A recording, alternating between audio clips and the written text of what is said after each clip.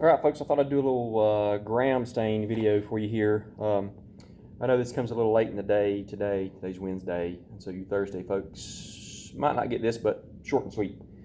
So obviously the first thing you want to do is put gloves on. I'm not going to put gloves on because I'm not actually working with bacteria. I'm just going through the motion. But you'd first have gloves on. The next thing you would do, obviously, is you would make a smear prep.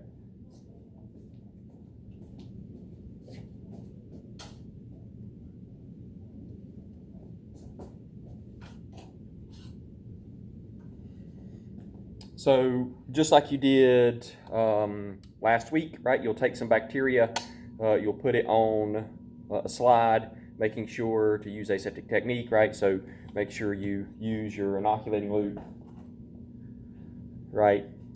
You put it in the incinerator to sterilize it.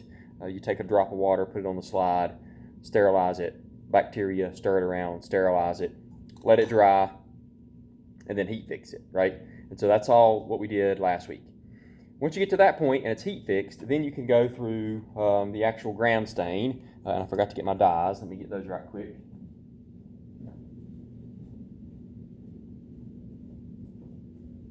Violet, iodine, saffron, and some alcohol.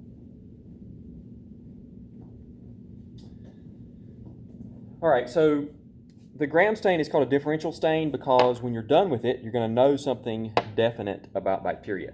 So you're going to know whether they are gram positive or gram negative. And so in the gram stain, you're going to be using several stains. You're going to be using crystal violet, you're going to be using iodine, you're going to be using alcohol, and then you're going to be using saffron again. And so I'll walk through the process and kind of talk about what's going on with each one. So you take your slide that is heat fixed, and you just put some crystal violet on it. Again, just like you did with the saffron last week with the simple stain. So gram stain or the crystal violet on it for 30, I would say 45 seconds to a minute. So a little bit longer maybe than you did the saffron. So just let that sit, and then again take your water and indirectly rinse.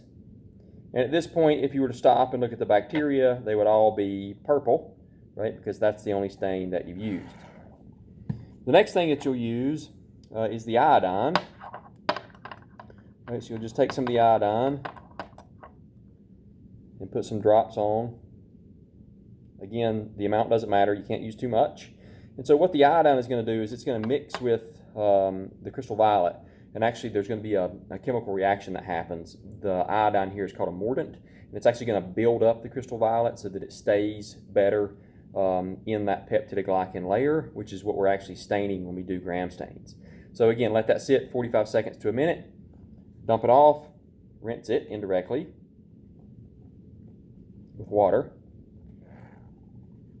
And then the next thing you're going to use is what's called the Decolorizer, right? And so what happens essentially is once you use the crystal violet and the iodine, all of the bacteria will still look purple in that instance. When you put the Decolorizer on, it's going to remove some of that purple. And if it happens that the bacteria are gram positive, then that peptidoglycan layer is going to collapse down a little bit. It's going to trap some of that purple stain, and all of it's not going to leave. If you're gram-negative bacteria, the peptidoglycan layer is much thinner, and the decolorizer will pull all of the purple out. And so the decolorizer is the step that you can most easily get incorrect by doing it too much or too little. And so really all you're trying to do is, I'll usually hold the slide kind of flat when I start, because the water that's on here, alcohol and water don't mix too well. Sometimes the alcohol will just run straight off.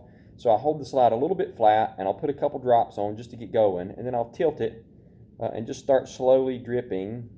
And if you see the alcohol just immediately run off like in a bead, just tilt it back a little more flat and just slowly let it start to drip off.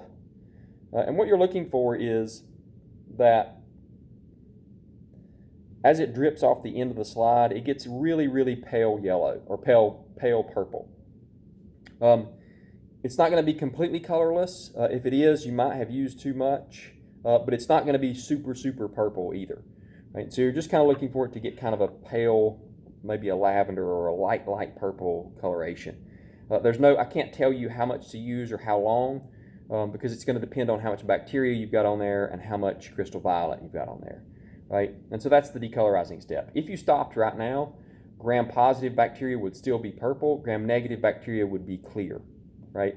And because this is a differential stain, if these are gram-negatives, you want to be able to color them, so you want to be able to see them. So that's why you come back with safranin, right? Because at this point, you don't know whether these are gram-positive or negative. That's why you're doing the stain, right? So after you've decolorized, you come back. I actually forgot. You want to rinse with water again, just to get any excess alcohol off.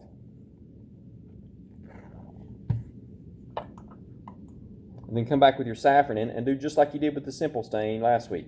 Just cover the smear prep completely with safranin. Let it sit 30, 45 seconds to a minute even.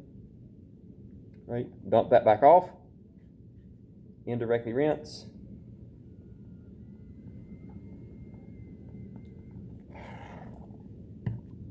And then you write into your bibulous paper to dry off and look at it under the scope. So to run back through, crystal violet, 45 seconds to a minute, rinse with water. Iodine, 45 seconds to a minute, rinse with water. Alcohol, right, just enough until it starts to run off really kind of light purple, rinse with water. And then follow at the end with safranin, rinse with water, and then dry it off with the bibulous paper. And then you're going to put it underneath your scope, and you're looking to see what color it is. So is it purple or is it pink? And based on that, we'll tell you whether it's gram-positive or negative. So gram-positives are purple, gram-negatives are pink. Right? And I have a handout for you in class.